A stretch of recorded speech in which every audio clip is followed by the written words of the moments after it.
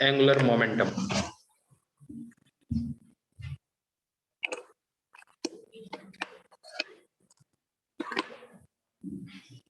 Angular momentum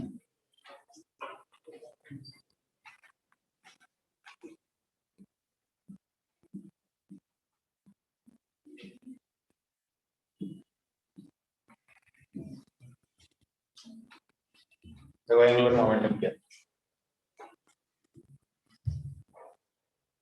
कोई particle है, m मास है, v वेलोसिटी है, इसका लीनियर मोमेंटम क्या हो जाएगा? m into v किसी डायरेक्शन में। अगर मान लो आपको इस पॉइंट के अबाउट एंगुलर मोमेंटम निकालना q पॉइंट के अबाउट, तो यहाँ से इस पे r वेक्टर डाल दो, ठीक है। तो जो एंगुलर मोमेंटम होगा ना, angular momentum about vector quantity किसके बराबर होगा? r cross q। ये इसकी डेफिनेशन है, क्या होगा? r cross. तो इसकी डायरेक्शन कौन सी है एंगुलर मोमेंटम? r तो ये ना राइट हैंड, r क्रॉस अंदर की तरफ आया, अंदर की तरफ समझ में आ गया, क्योंकि cross product perpendicular to the plane containing a and b होता है, तो ये एंगुलर मोमेंटम आता है। अब इसका मैग्नीट्यूड कैसे सॉल्व करना है? इसको मैं ऐसे भी लिख सकता हूँ, magnitude wise.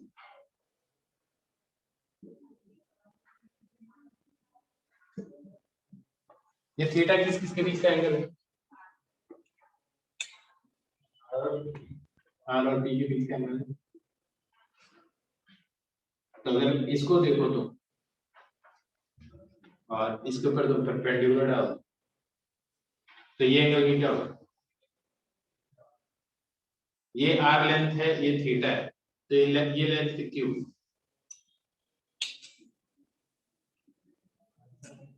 Are sine theta ही होगी, आया ना। तो सीधी सी बात है, एकदम टॉर्क की तरह ही होगी।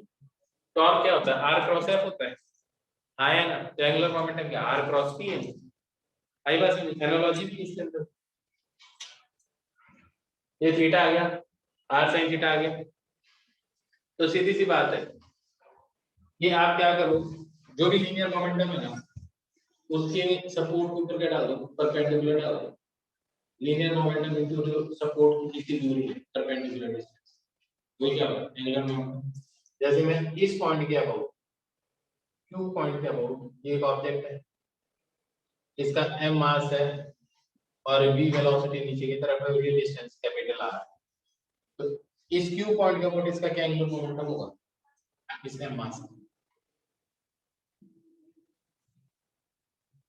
लीनियर मोमेंटम तो नीचे ही है ना, तो कितना linear momentum? m into v, ये इधर आ गया m into v। इस लाइन के ऊपर यहाँ से परपेंडिकुलर डाल दो, ये डिस्टेंस कितनी रखी है? r, तो एंगुलर मोमेंटम ही है। तो एंगुलर मोमेंटम अबाउट q क्या आ जाएगा बताओ? r into m into v। आया। एक और एग्जांपल देख लो तुम, अगर ये मान लो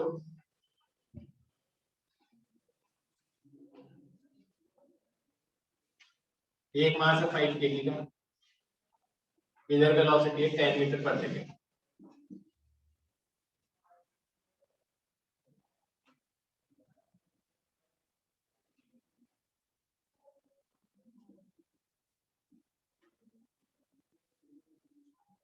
ये ओरिजिन है 0,0, ये x एक्सिस और ये क्या है?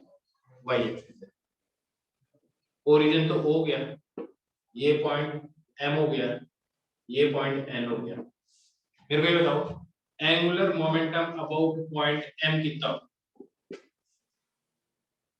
इसका जो कोऑर्डिनेट है वो है 3,5। अब इस पोजीशन पे कितना आएगा? m क्या होगा? तो लाइन ऑफ एक्शन तो इसका यही है, सपोर्ट, इसके ऊपर परपेंडिकुलर डालोगे, मतलब ये हाइट कितनी आएगी? यहाँ से हाइट कितनी आएगी? 5 मीटर। और लीनियर मोमेंटम कितना है इसका? 50। तो 50 m into v into 5 कितना आ गया 250 यूनिट क्या है लीनियर मोमेंटम इनटू डिस्टेंस ही तो करोगे आया ना तो लीनियर मोमेंटम कितना है केजी मीटर पर सेकंड इनटू डिस्टेंस तो मीटर स्क्वायर हो जाएगा समझ में आ गई बात ये तो एंगुलर मोमेंटम अबाउट ओ कितना होगा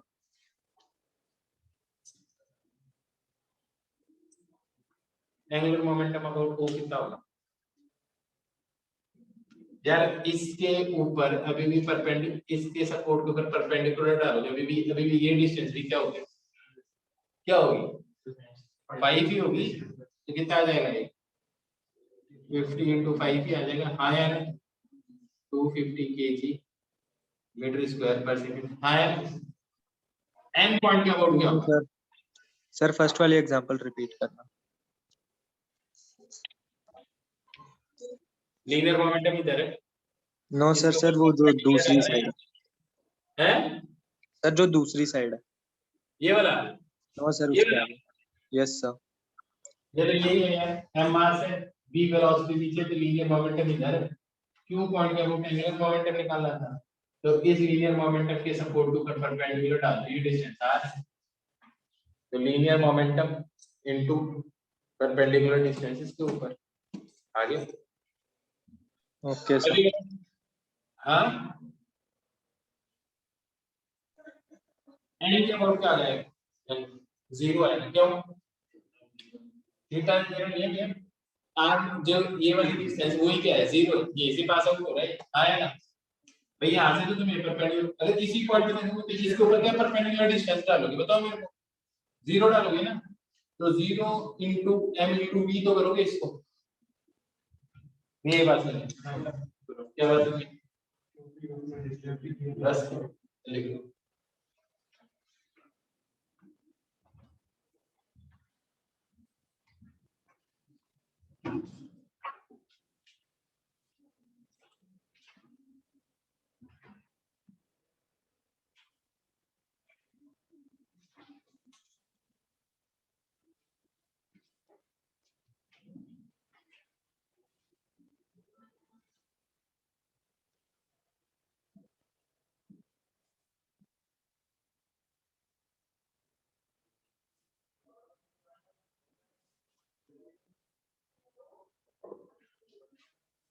इसमें q पॉइंट के अबाउट एंगुलर मोमेंटम निकालो और n पॉइंट के अबाउट निकालो इस एग्जांपल q पॉइंट के अबाउट और n पॉइंट के अबाउट एंगुलर मोमेंटम निकालो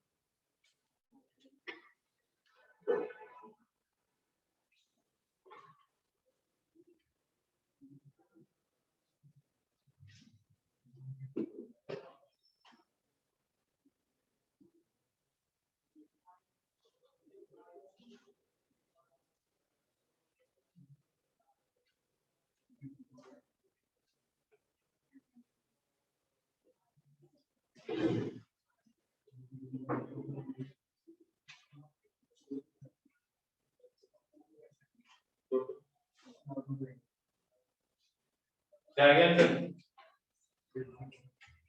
यस सर, आंसर आ गया। क्यू क्यू पॉइंट का वोट क्या रहा है? एमवीआर। और एन पॉइंट क्या वो 2 एमवी आ जाए, परपेंडिकुलर डिस्टेंस 2r हो गई, कोई फाइट ही नहीं है इसमें।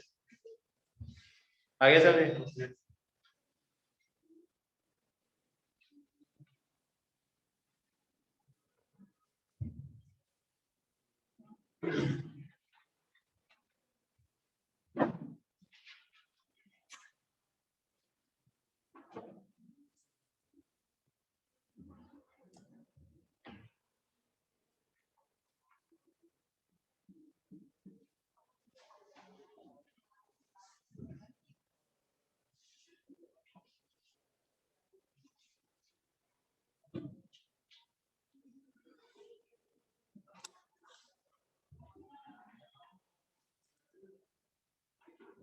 एक पार्टिकल है, वो इस लाइन के अलॉन्ग जाता है।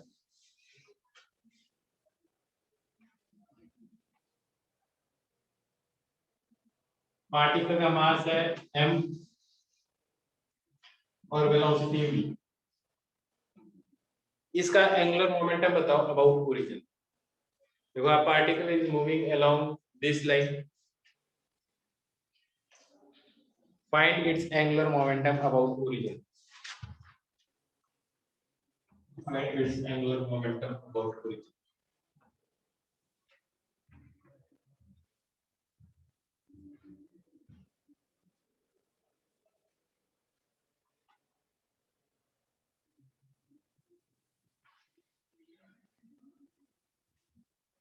मैं बता देता हूँ। इस लाइन की इक्वेशन कुछ ऐसी होगी, इंटरसेप्ट 5 है, स्लोप 1 है, ये एंगल 45 डिग्री होगा। पार्टिकल इसके अलॉन्ग जा रहा है, ओरिजिन के अबाउट एंगुलर मोमेंटम निकालना है, तो यहाँ से ये वाला परपेंडिकुलर डिस्टेंस निकालना है। आया ना? ये लॉजिक है। ये यहाँ से परपेंडिकुलर डिस्टेंस, क्योंकि ओरिजिन के अबाउट एंगुलर मोमेंटम निकालना है। ये डिस्टेंस 5 है, ये एंगल 45 है, तो ये भी कितना होगा? 45 होगा। तो ये डिस्टेंस कितना होगा? 5 होगा। ये 45 है, ये 45 है, आपके पास हाइपोटेन्यूज 5 है, तो ये कितना होगा?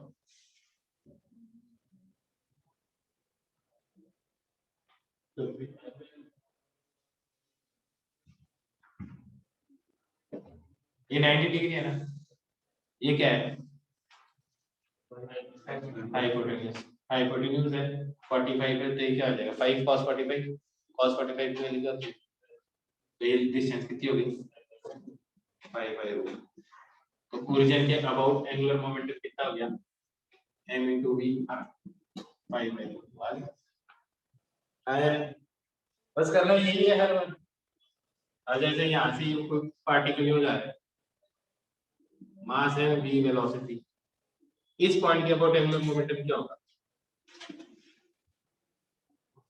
0। इस पॉइंट के अबाउट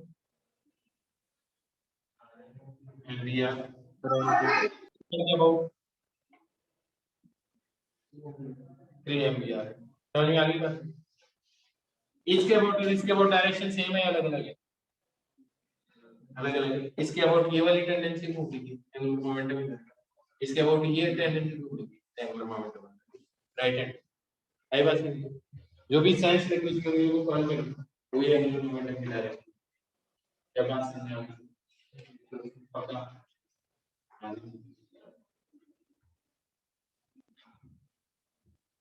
मिटा दो इसको।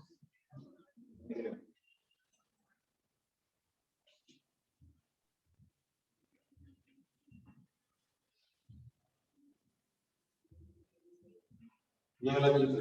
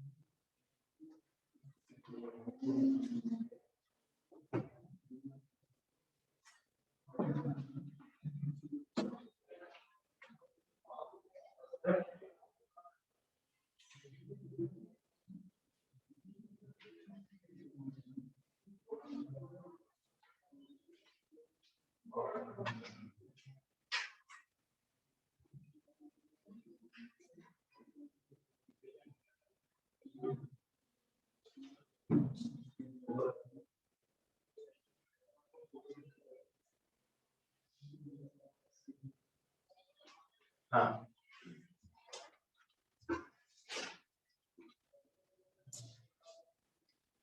बता दो।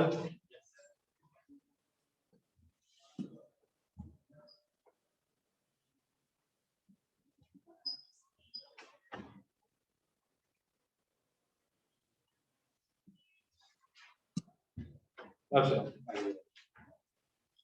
यहाँ तक तो समझ में आएगा नहीं। तो कोई भी पॉइंट पार्टिकल अगर जा रहा है तो क्या एंगुलर मोमेंटम निकाल सकते हो।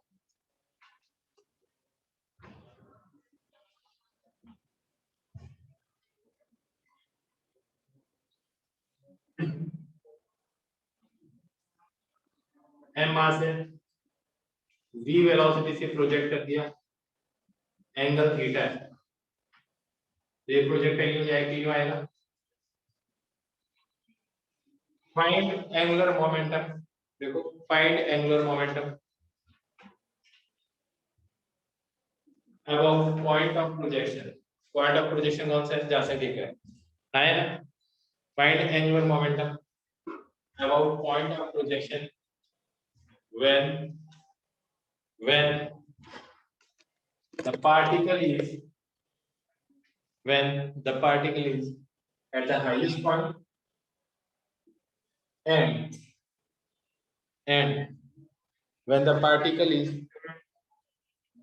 when the particle is just about to strike the ground. Find angular momentum about point of projection. इस पॉइंट के अबाउट एंगुलर मोमेंटम निकाल when the particle is at highest point, एक बार तो इस टाइम पे, एक बार कब when it is just about to strike the ground. Solve कर लोगे 2 मिनट 3 मिनट।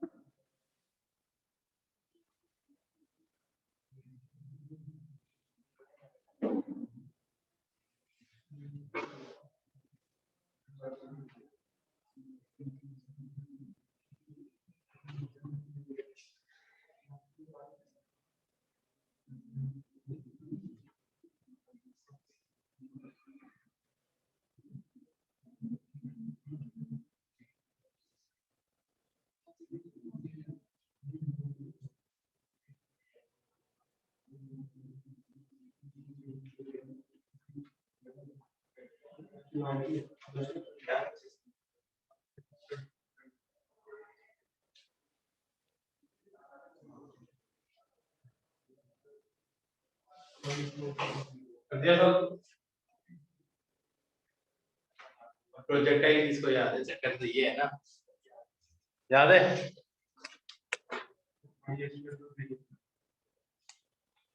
लगभग बताओ इस पॉइंट पे होगा, मास इसका एम ही रहेगा, इधर की वेलोसिटी क्या रहेगी v cos थीटा, सिर्फ ये कंपोनेंट जो चेंज ही नहीं होता, हाईएस्ट पॉइंट पे ये कंपोनेंट तो जीरो हो जाएगा, तो इसका linear momentum m into v cos theta होगा। अब इसके ऊपर तुम्हें एक परपेंडिकुलर डालना है, फिर वो बताइए हाइट कितनी है, बिल्कुल मैक्सिमम है कितनी है, तो angular momentum about point of projection वो लिख दो, कितना आ जाएगा m into v into cos theta, और हाइट कितनी है v square sin square theta upon 2 थी, आ गया किसका आ गया बात की कोई बात नहीं, असल में है ठीक है। एक और देखो इस पॉइंट की, अब एक बार इसके लिए कोशिश करो, इस वाले की, इसके लिए करो कोशिश,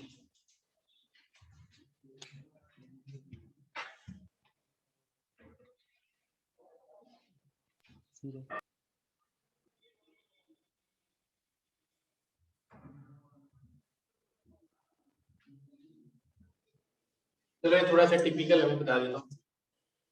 दो ऑप्शन है, इस पॉइंट पे इसकी वेलोसिटी m होती है और v वेलोसिटी इधर होती है, जो भी इधर है वही उसी स्पीड से आएगी, ये एंगल थीटा तो ये एंगल भी थीटा। अब दो ऑप्शन है, या तो इसको इधर खींचो और इसके ऊपर परपेंडिकुलर डालो, जो कि डिफिकल्ट काम है। दूसरा एक और तरीका है, आप इसके दो कंपोनेंट कर दो, इधर मोमेंटम क्या हो जाएगा m into v into cos theta, और ये वाला मोमेंटम क्या हो जाएगा m into v into इस पॉइंट के अबाउट इस लीनियर मोमेंटम के कारण एंगुलर मोमेंटम होगा,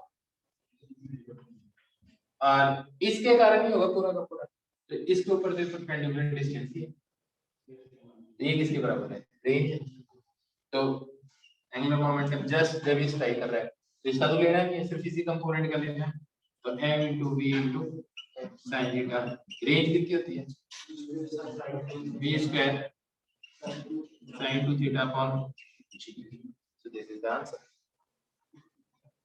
बात समझ आई? देखो जो डिफिकल्ट क्वेश्चन मिलता है ना, वो बस पुराने लॉजिक को लगा दो, उसको रिवाइज करके आया ना।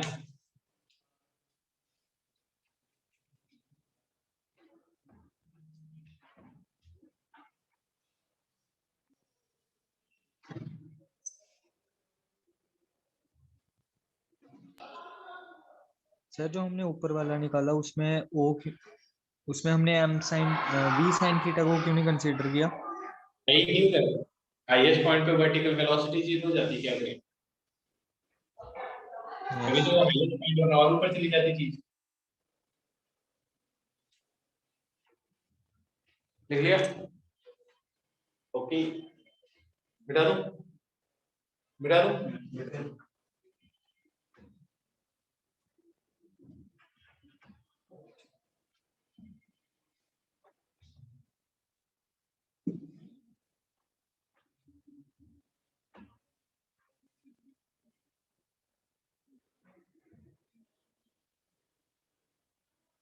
हेडिंग लिखो, हेडिंग का लिखो, ये है इसी में पता चल जाएगा।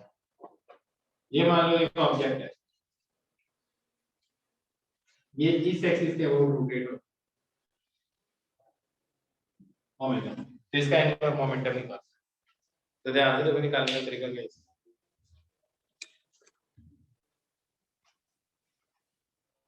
r डिस्टेंस आओ, छोटा सा मास लोगे dm, इसकी वेलोसिटी इधर ही होगी, मेरे सर्कुलर पाथ में घूम रहा है ना, हर पॉइंट है, तो इसकी वेलोसिटी इधर ही होगी, और कितनी होगी इसकी वेलोसिटी ओमेगा इनटू r के बराबर होगी है, इक्वल टू ओमेगा r होता है फिर एक्सिस के अबाउट, और ये इससे परपेंडिकुलर ही है, तो इतने से मास का एंगुलर मोमेंटम कितना होगा dm into v into r, ये क्या आ जाएगा dl एंगुलर मोमेंटम है। फिर देखो अगर मैं इन सबको ऐसे सम कर दूं आया ना, तो टोटल एंगुलर मोमेंटम आ जाएगा। अब ध्यान से देखो dm v की जगह क्या लिख सकते हो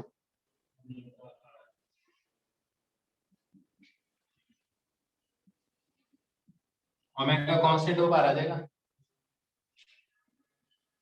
ये जो चीज होती है ना सॉल्व किया थे मोमेंट ऑफ कैसे सॉल्व किया थी मैंने पहले भी किया था। एक m मास है r डिस्टेंस है तो इसका एंगुलर मोमेंटम क्या है मोमेंट ऑफ इनर्शिया की एक्सिस पे हो m * r स्क्वायर तो वैसे ही तो है m * r स्क्वायर और हल एक कर लिया सबका सम हो गया तो total moment of inertia angular momentum किसके बराबर आ गया I * ओमेगा। आया तो अगर कोई चीज किसी फिक्स एक्सिस के अबाउट रोटेट कर रही है तो एंगुलर मोमेंटम निकालना बहुत ही आसान है। क्या करना पड़ेगा moment of inertia into omega. तो जैसे मेरे को ये बताओ ये एक रॉड है ये रॉड m मास है l लेंथ है इस एक्सिस के अबाउट ओमेगा से रोटेट कर रही है मतलब इसका एंगुलर मोमेंटम कितना होगा। पहले तो मोमेंट ऑफ इनर्शिया क्या होगा 1/12 mr square 1/12 ml स्क्वायर आया मोमेंट ऑफ इनर्शिया क्या है इस एक्सिस के about 1/12 ml square 1/12 ml square ठीक है। एंगुलर मोमेंटम क्या देगा I * ओमेगा I कितना है ओमेगा ये आ गया सही बात है। अगर ये रॉड इस एक्सिस के अबाउट रोटेट होती तो क्या होता है angular momentum moment of inertia के इस एक्सिस के अबाउट 1/3 ml स्क्वायर देख लो यार पैरेलल एक्सिस से परपेंडिकुलर एक्सिस से करवाई थी एंगुलर मोमेंटम क्या आ जाएगा ये लॉजिक समझ में आया। ये डिस्क है इस एक्सिस के अबाउट रोटेट हो रही है ओमेगा से एंगुलर मोमेंटम क्या होगा इसका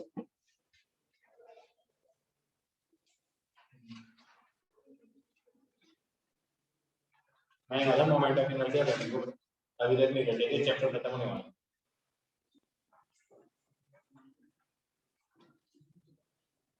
हाफ mr स्क्वायर कितना है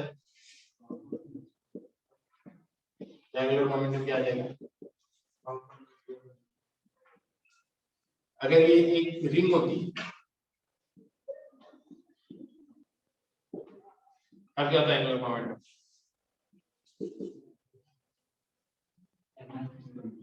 mr स्क्वायर इनटू ओमेगा। ये मान लो एक सॉलिड स्फीयर होता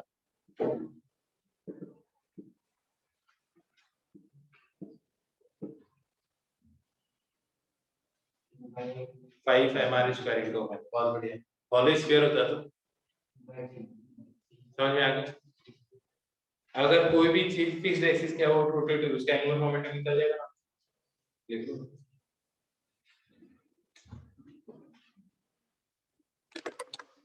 और इसके साथ में एक बार मोमेंट ऑफ इनर्शिया भी देख सकते हैं पैरेलल और परपेंडिकुलर एक्सिस।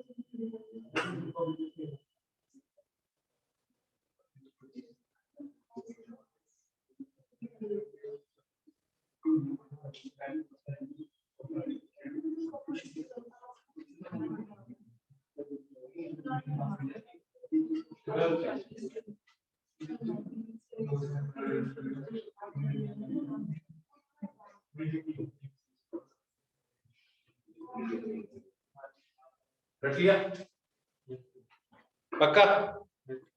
चलो ये बताओ, अगर मैं इसको इस एक्सिस के अबाउट रोटेट करूं तो मोमेंट ऑफ इनर्शिया क्या होगा?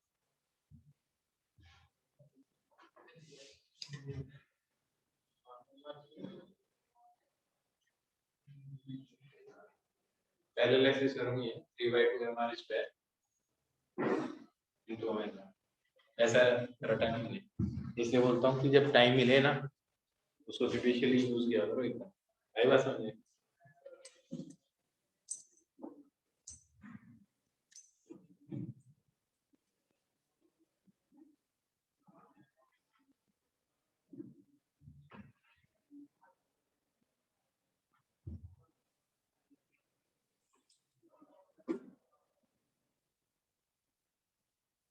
एक ये बताओ, x square sin x equal to y, dy by dx क्या होगा?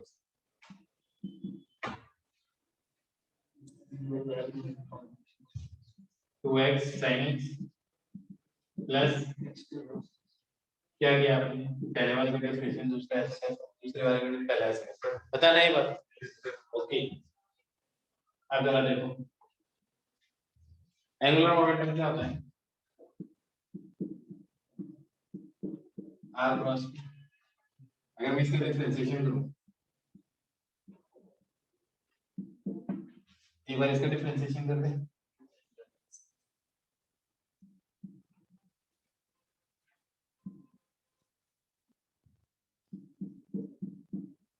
प्लस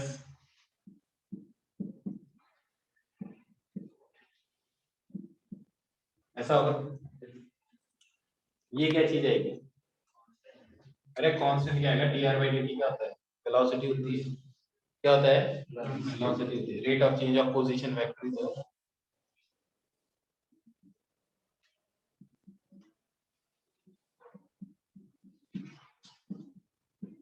dp by dt क्या होता है, फोर्स होता है, rate of change of moment of force होता है।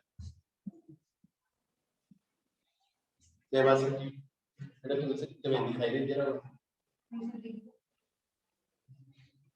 अमेजिंग है ना। तो ये सॉल्व क्या है, तो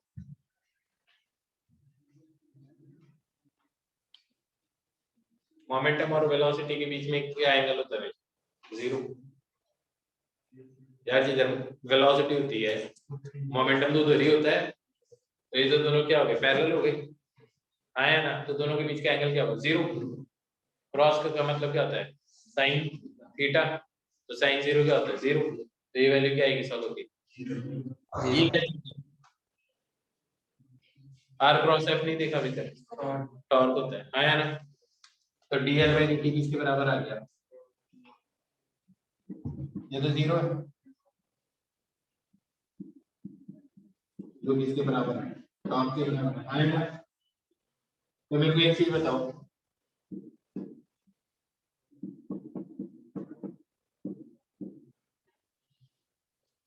अगर L कांस्टेंट हो, that is angular momentum change नहीं हो रहा, तो टॉर्क क्या लग रहा है, 0, ऑब्वियस सी बात है, क्योंकि कांस्टेंट का डिफरेंशिएशन क्या होता है, 0।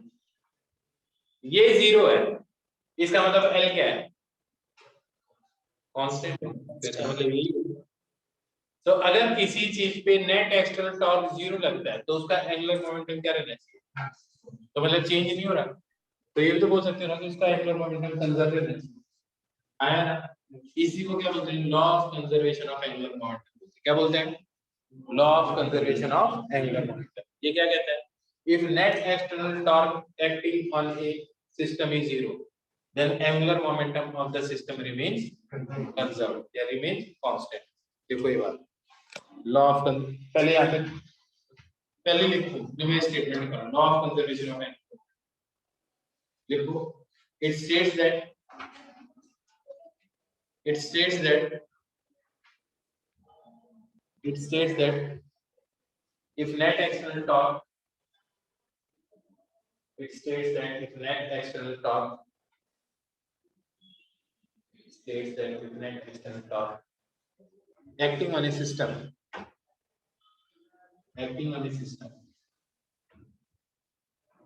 is 0, if net external torque acting on a system is 0, then angular momentum of the system remains conserved।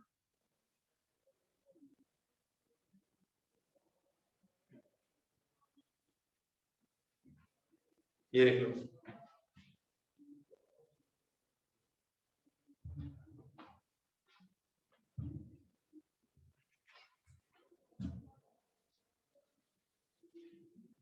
ऐसे ज्यादा बढ़िया समझ में आ रहा है, घर भी ठीक था ऐसे।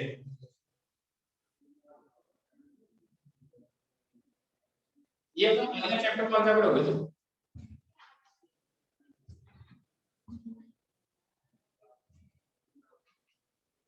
सेकंड बुक ही करेंगे फिर, तो कोई भी कैसे पढ़ा देंगे, तो कोई भी पढ़ाएंगे, इजी चैप्टर पढ़ना चाहोगे, हार्ड हार्ड पढ़ना चाहोगे, मीडियम, थ्योरेटिकल पढ़ना चाहोगे या ऐसे न्यूमेरिकल वाला, न्यूमेरिकल वाला पढ़ना है,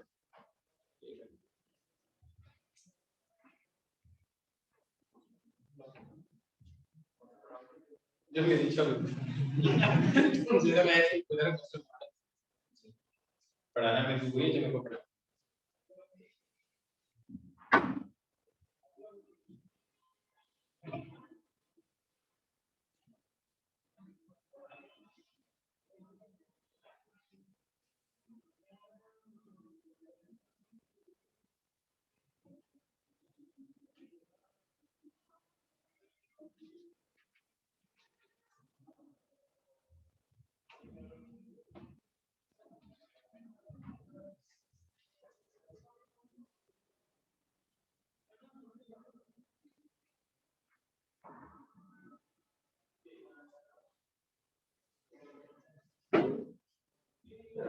मैं तुम्हें पढ़ाऊंगा, चैप्टर का नाम होगा फ्लूइड्स, फ्लूइड मैकेनिक्स पर।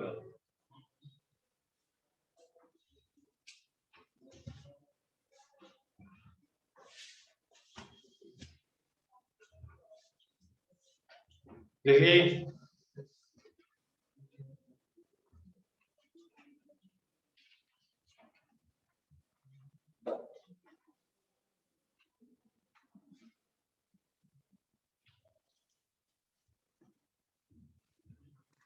अब इसको ऐसे समझो,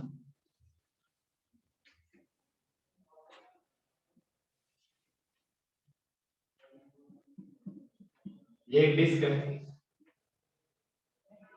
m मास, m1 मास, r3 मास, ये ओमेगा नॉट से रोटेट हो रही है। जब ये ओमेगा नॉट से रोटेट हो रही थी ना, तो इसके ऊपर मैंने ये को डिस्क रख दी, m2 मास, r2 रेडियस। जब इसके ऊपर रख दी तो थोड़ी देर बाद में दोनों एक साथ ही घूमना शुरू कर देंगे, थोड़ी देर तक इन दोनों के बीच में स्किडिंग रहेगी। नहीं ये बात समझ यार, एक रिंग है घूम रही है, उसके ऊपर दूसरी डिस्क रख देगा तो थोड़ी देर बाद भी तो इसके साथ घूमेगी, उसके बीच, उससे पहले तो दोनों के बीच में रिलेटिव मोशन होगा ना, आवाज आएगी, है ना, फिर साथ में घूमने लग जाएंगे। सही बात है एकदम। आपको ये बता रहा हूँ कॉमन वेलोसिटी क्या होगी जब ये दोनों साथ में घूमें। देखो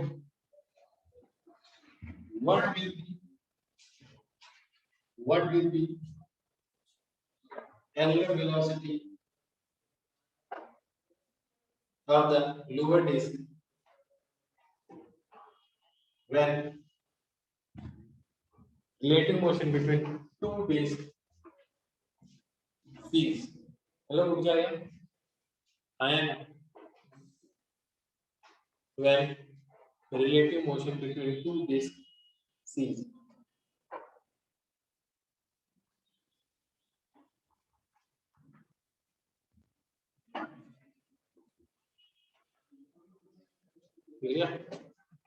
अब ये कोई एक्स्ट्रा टॉर्क लगने का, तो एंगुलर मोमेंटम क्या रहना चाहिए, इसका एंगुलर मोमेंटम पहले कितना था,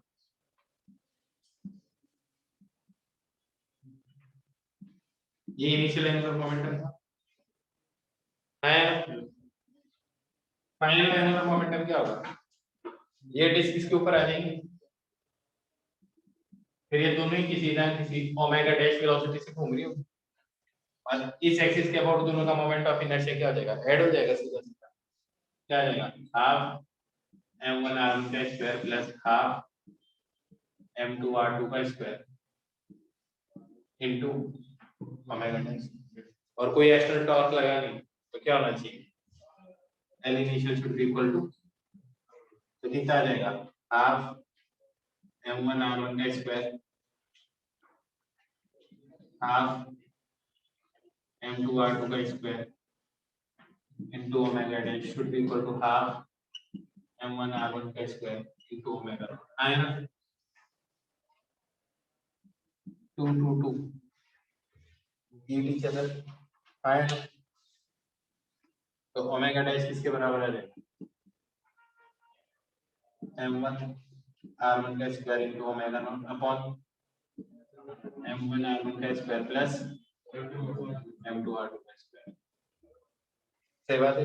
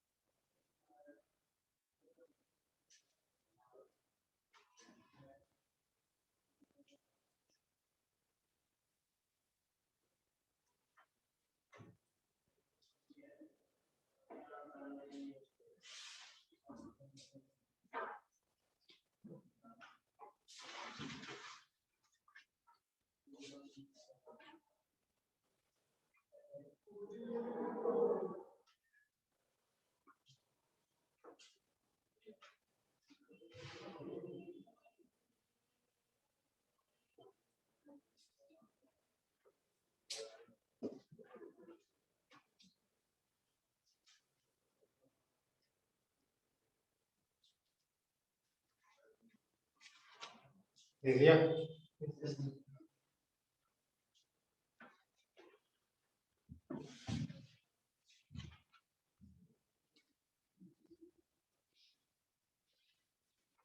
ये डिस्क है, ये इस एक्सिस के और फ्रीली रोटेट कर सकती है। अगर तुम इस पे खड़ी हो और तुम अगर इस पे इधर चलोगे तो डिस्क कैसे रोटेट होगी? टोटल एंगुलर मोमेंटम तो जीरो रहना चाहिए। अगर आप यूं घूमोगे तो डिस्क कैसे घूमेगी? यूं घूमेगी, उल्टी घूमेगी, ऑब्वियस सी बात है। हाँ या ना? हेलीकॉप्टर में इसीलिए है ना, दो पंखे होते हैं, एक ऊपर होता है एक पीछे होता है।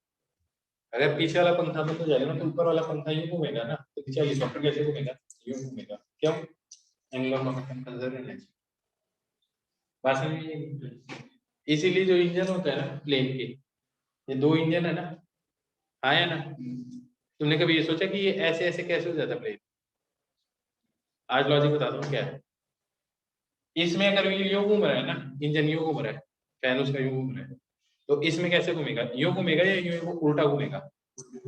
ताकि टोटल एंगुलर मोमेंटम क्या हो? कंजर्व हो। अगर इसकी स्पीड ज्यादा हो जाए और इसकी स्पीड कम हो जाए तो ये वाला एंगुलर मोमेंटम बढ़ गया, तो इसको टोटल जीरो करने के लिए प्लेन कैसे झुकने लग जाएगा? इधर झुकने लग जाएगा। आया? तुम सोचो स्पेस के अंदर जब रॉकेट है, रॉकेट की डायरेक्शन चेंज करनी पड़ती है ना ऊपर, तो उसमें क्या होता है, डायरेक्शन कोई धक्का तो लगाएगा नहीं जमीन पर, तो इसमें क्या ऐसे ऐसे फ्लाई व्हील लगा रहता है। अगर ये ऐसे घूमेगा तो रॉकेट कैसे घूमेगा? ये ऐसे घूम रहा है तो रॉकेट इधर घूम जाएगा, तो उसकी डायरेक्शन इधर होगी। आए? क्या बात समझ में? एक बढ़िया एग्जांपल बताओ जो तुम डे टू डे लाइफ में यूज भी करते हो। ध्यान से देखना, जब तुम्हें लॉन्ग जंप करना हो तो तुम देखना तुम दौड़ते हो, और जब जंप करते हो जिस टाइम पे ग्राउंड पे लीव करते हो तो तुम्हारे हाथों को, फिर जब तुम ऊपर हवा में जाते हो, जब हवा में होते हो तो तुम हाथों को पीछे करते हो और पाँव आपके आगे चले जाते हो प्रोसेस में। क्योंकि अगर हाथ कैसे जा रहे हैं, ऐसे जा रहे हैं, तो पाँव ऊपर की तरफ चले जाएंगे। क्योंकि टोटल एंगुलर मोमेंटम क्या रहना चाहिए? कंजर्व रहना चाहिए। जीरो तो जीरो ही रहना चाहिए। आप हवा में तो आपने एक mg फोर्स ही लग रहा है, उसका टॉर्क क्या है आपके सेंटर मास का? जीरो। हाँ या ना? तो जब तुम हवा में होगे ना तो तुम जैसे जंप करने वाले तो हाथ ऊपर होता है अनगोइंगली, हम यूज करते हैं एंगुलर मोमेंटम को पर पता नहीं चलता हमें। ठीक है, तो अनगोइंगली क्या करते हैं, हाथ को क्या करते हैं, ऊपर कर देते हैं। फिर जब हवा में होता है, हवा में उस टाइम पे हम हाथ पीछे करते हैं और पाँव आगे तरफ करते हैं ताकि पाँव ज्यादा से ज्यादा आगे दूर जाके लगे। एंगुलर मोमेंटम करते हैं यूज यार? नहीं है बस पक्का। और बताओ कोई एग्जांपल एंगुलर मोमेंटम।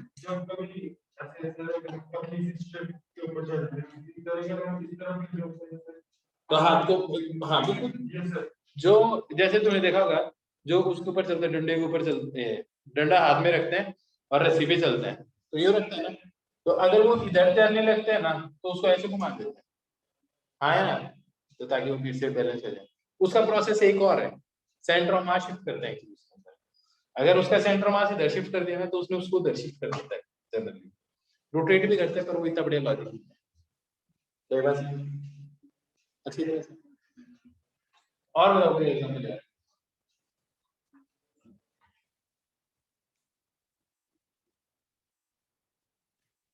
चलो कोई बात नहीं आता। अब आ जाके करना है क्या, कर पे उसको पूरा रोटेशन पढ़ना है, एंगुलर मोमेंटम के प्रैक्टिकल एग्जांपल सर्च करना है यूट्यूब और वो देखना। बस में इस चैप्टर में आपसे इतना ही पूछा जाएगा, इससे ज्यादा कुछ नहीं पूछा जाएगा। आई बात समझ?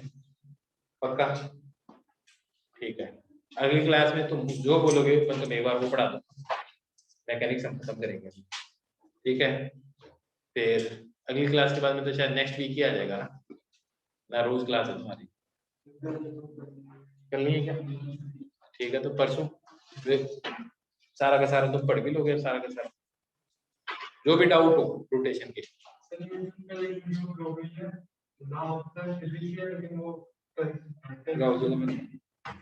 ठीक है, ओके, बाय बाय।